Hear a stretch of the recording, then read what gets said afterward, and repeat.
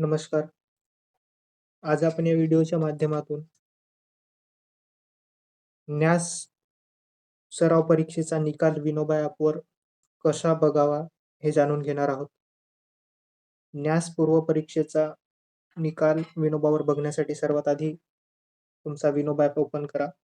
Vinoba app open केल्यानंतर खालच्या पट्टीमध्ये उजव्या कोपऱ्यामध्ये डायरी नावाचं तुम्हाला आयकॉन दिसेल. डायरीवर क्लिक करा.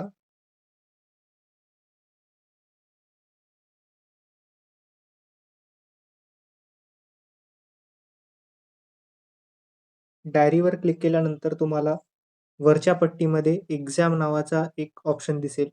या एक्झामवर क्लिक करा. या एक्झामवर क्लिक केल्यानंतर इथे तुम्हाला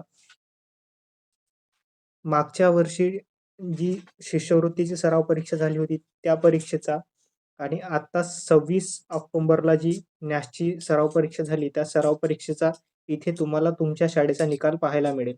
निकाल बघण्यासाठी सर्वात आधी न्यास सराव परीक्षेवर क्लिक करा.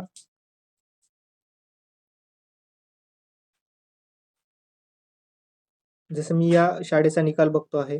या शाळेमध्ये परीक्षेला बसलेले विद्यार्थी एकूण 9 होते. 9 विद्यार्थ्यांपैकी प्रथम श्रेणीमध्ये 1 विद्यार्थी आहे. द्वितीय श्रेणीमध्ये 1 विद्यार्थी आहे. तृतीय श्रेणीमध्ये 3 विद्यार्थी आहेत आणि चतुर्थ श्रेणीमध्ये 4 विद्यार्थी आहेत. असं इथे आपल्याला ॲनालिसिस बघायला मिळतो. या शाळेचा 56% निकाल लागलेला आहे.